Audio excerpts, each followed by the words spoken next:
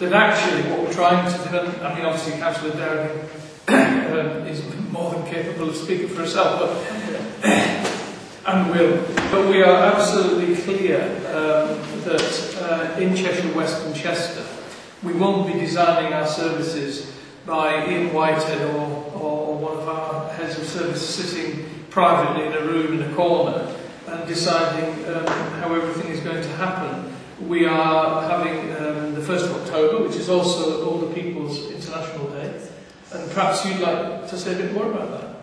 Well, not about Older People's International Day, involvement of stakeholders. I mean, it's something that we have decided is absolutely fundamental to the whole directive, to all of the first directives. And one of the things that we've been very active in attempting to do is to bring some coherence to the way in which we interact with service users and stakeholders. We are nowhere near where we want to be. Freely admit that. But what we've done so far is we've set up a stakeholder group, and that group is meeting quarterly. Everybody is invited.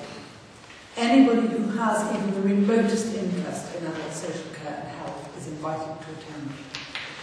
At the last meeting, which was the 19th of August, what we did was involve stakeholders in beginning to plan services themselves.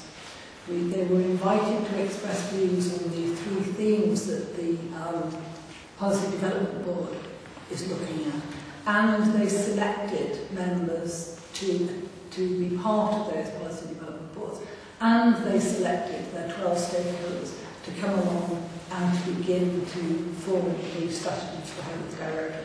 Now that is just a tiny step forward, but I think it sets down a marker as to what we're intending to do.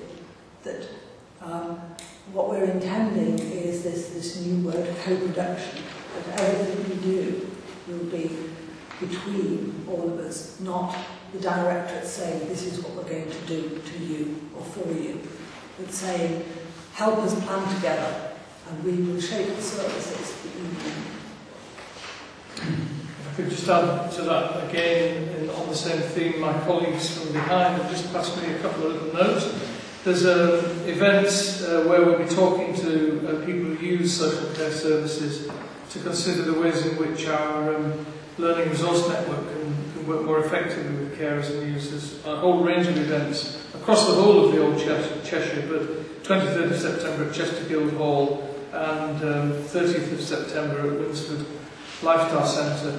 And we also have an event on the 12th of November for users and carers again to build in ways that we can develop our approaches in discussion with them. So I think as Councillor Downing said, Chair, it's work in progress, but I don't think we're sitting hiding away from it. I've got 2 questions, Chair. Am I right to think that the previous authority's policy on adult protection is now non-operational? Because there was a policy document regarding protection of vulnerable adults. We're still working. Would you like to answer that, Diane? I mean, is this policy here? We're still working. Yes, we are still working to the existing policy, and I think one of the things that was referred to earlier was about the national consultation of no secrets. So we're awaiting the outcome of that, and once we've got that, we will then review our local policy to see if there are things that need updating and need changing in the light of that. Okay. Involved. Well, I'm asking a different question, which is, what is the safeguarding process? Yeah. Yeah. We have got fact sheets for members of the public that take people through the actual process, obviously give them the background and tell them what happens next once you report something in, what will happen. A copy for us. Sorry? You've got a copy for us? Yeah, they're actually in the process of being updated because they all needed updating on leaflets, not just for working for the public. I think we've got some protocols that have just hot off the press to be complete. Can I ask a related question? It's a very sensitive issue. area of decision making. Now, whatever decision you come to, the people are still going to be living here. So at the end of the day, they're going to be in an emotional situation where they're challenging the carers. At the end of the day, they're still going to live here. So any decision has got to be done or based, knowing that they're still going to be in this environment. So it's the emotional thing, it's their relationships which are the key to all this. It's how you make that judgment. And that's for me, is the interesting point. Chair, I mean, to do it well, it is an extremely complex area of work. We expect the more highly trained of our social workers to be the ones that are involved in carrying out investigations. The way that the process proceeds is that if someone brings to our attention the fact that they have reason to believe that someone is being mistreated or abused or exploited, we will, our staff will convene what they call a strategy meeting to decide how the investigation should proceed and how we would involve other key agencies. Frequently that would be the police. And the staff are trained to try to operate that delicate balancing act that, and they won't get it right every time perfectly, and I know Councillor Dawson knows that, but we all know it. The reality is that we have to try and get it as right as we can every time, and it's a delicate balancing act because we need to make sure that we take steps to prevent any form of mistreatment or abuse to a vulnerable adult going on, while recognising that all too frequently the person who is alleged to be, I'm using the word perpetrating the abuse, could be a family member. It could be someone who, in other respects, provides support to that person. And inevitably, we are sometimes into a very delicate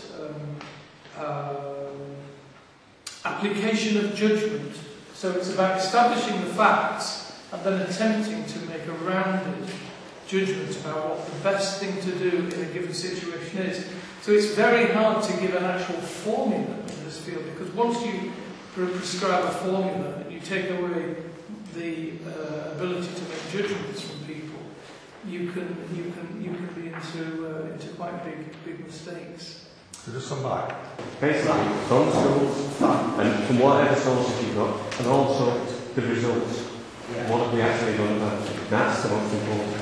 Can I just suggest that after this meeting, I think there should be a liaison between all the various chairmen and directors of the executive, because some of this stuff could go happily to, in this case, every child matters in terms of what goes on. I don't mind either way. For example, I've already asked Mr. Whitehead for performance data in relation to adult social services safeguarding. I think it should come back to ONS this next time, but the natural place for it is actually going to be Councillor Smith's panel in due course, and maybe the same goes for the children's services, that we get one set of data, January, March, something like that, but the natural place for it actually lies with every child matters in terms of what goes on. They will report to us.